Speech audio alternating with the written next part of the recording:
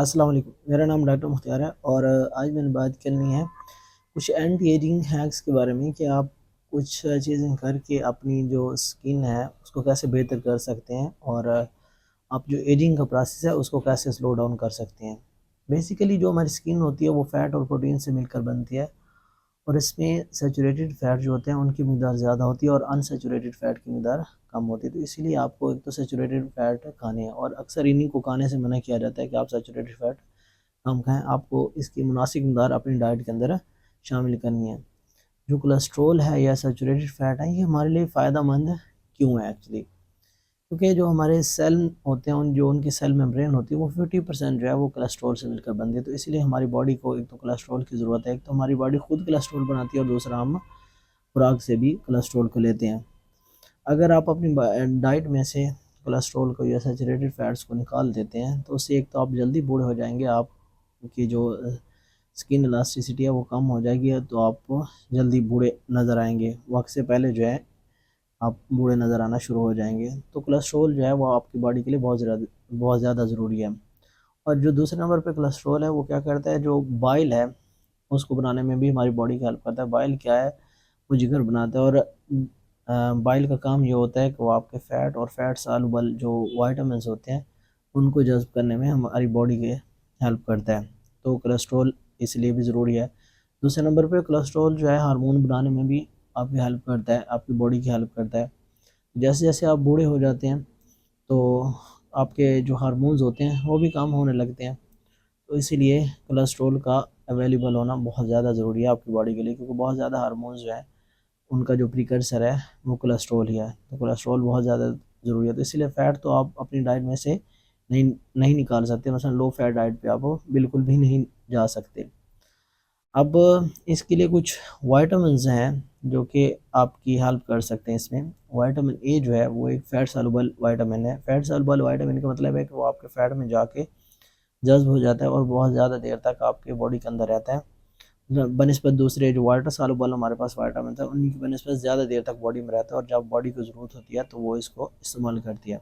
Vitamin A का काम ये है कि आपकी स्किन की जो डर्मस और एपिडर्मस होती है उसके फंक्शन को कंट्रोल करता है। विटामिन ए की मदद से स्किन सॉफ्ट और फिर्म रहती है, अपनी सर साख्त जो है वो बरकरार रखती है और जल्दी ड्राई नहीं होती। एक्चुअली विटामिन ए जो है इलास्टिन और कोलेजन में जो जीन्स इन्वॉल्व होते हैं, इनकी प्रोडक्शन में जो जीन इन्वॉल्व होते हैं उनको सपोर्ट करता है और इनकी कमी की वजह से जो हमारी स्किन है वो जल्दी ड्राई हो जाती है, फ्लैकी हो जाती है और एक्ने बनती है। अब विटामिन ए जो है आप नेचुरली तौर पे लीफी ग्रीन वेजिटेबल से ले सकते हैं। सब्ज़ पत्तों वाली जो सब्ज़ियाँ उनसे ले सकते हैं। धनिया हो गया, पुदीना हो गया, सरसों का साग हो गया। तो इनसे आप जो नेचुरली तौर पे ले सकते हैं, लेकिन आपको इधर से एक्टिव फॉर्म ऑफ विटामिन नहीं मिलती।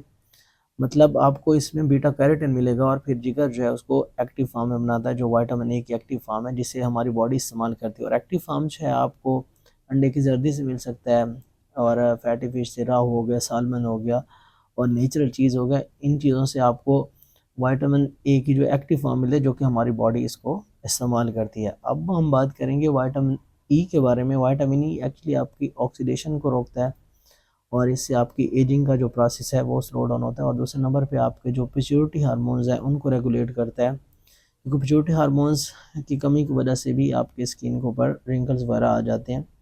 जब फीमेल्स मेनोपॉज स्टेज में जाती हैं तो उनकी ओवरीज जो है वो काम करना छोड़ देती हैं, मसलन उस तरह से काम नहीं करती जैसे वो पहले काम कर रही हो। तो इसीलिए हार्मोन्स की जो है वो कमी देखने में आती है। तो इसीलिए विटामिन ए जो है वो आपकी एक्चुअली पिट्यूटरी को रेगुलेट करता है। तो विटामिन ई जो है वो भी आपको नट्स, सीड्स और भी बहुत सारी जो है जैसे ग्रीनी लीफ वेजिटेबल्स हैं इनमें से भी आपको विटामिन ई मिलता है। तो विटामिन ए और ई जो है ये आपकी स्किन के लिए बहुत ज़्यादा ज़रूरी है, क्योंकि आपकी स्किन को रेगुलेट करते हैं और इससे आपकी जो है स्किन जब एजिंग का प्रोसेस स्लो हो जाएगा तो आप बूढ़े नहीं नज़र आएंगे। आपकी जो स्किन है उसकी इलास्टिसिटी इंप्रूव हो जाएगी, आपकी स्किन फिर्म और सॉफ्ट हो जाएगी। अब हम बात करते हैं कि आपने किन चीज़ों से बचना है। इसमें हम बात करेंगे स्पेसिफिकली एडीज़ के बारे में, एडवांस ग्लाइकेशन एंड प्रोडक्ट्स। अब ये क्या होती हैं कि जब आप प्रोटीन के साथ शुगर लेते हैं तो क्या होता है कि प्रोटीन और शुगर बॉडी में जाके कंबाइन करती हैं और ये फिर स्टिकी प्रोटीन्स के अंदर तब्दील हो जाती हैं। और स्टिकी प्रोटीन्स क्या करती हैं, वो आपकी जो आर्टरीज़ हैं उनको बंद कर देती हैं, और जो जो हमारे ग्लैंड्स होते हैं उनको क्लॉग कर देते हैं, उनको बंद कर देते हैं, जिसकी वजह से जो है आपकी स्किन ड्राई हो जाती है और आपको फ्लैकी हो जाती है और आप एक्ने बन सकती हो, और भी इसमें बहुत सारी कंडीशंस आ जाती हैं। तो इन चीज़ों से आपने बचना है। अब जो स्मोकिंग है वो ईडीज़ को बढ़ाता है, एडवांस ग्लाइकेशन प्रोडक्ट्स को बढ़ाता है, स्टिकी प्रोटीन को बढ़ाता है। दूसरे नंबर पे जो स्ट्रेस है, वो भी उस स्ट्रेस के अंदर कोर्टिसोल का लेवल हाई हो जाता है, तो वो भी इसके ईडीज़ की बढ़ने की एक वजह है। दूसरे नंबर पे अपने शुगर से अवॉइड करना है, मैदे और मैदे से बनी हुई सारी चीज़ों से अवॉइड करना है, और कोशिश करें कि अपनी हेल्दी कीटो डाइट करें, तो उसमें आप इन सारी चीज़ों से खुद ब खुद बच जाएंगे, और आपकी जो स्किन अपीयरेंस है वो इसमें बहुत ज़्यादा इम्प्रूव हो जाएगी। अल्लाह हाफिज़।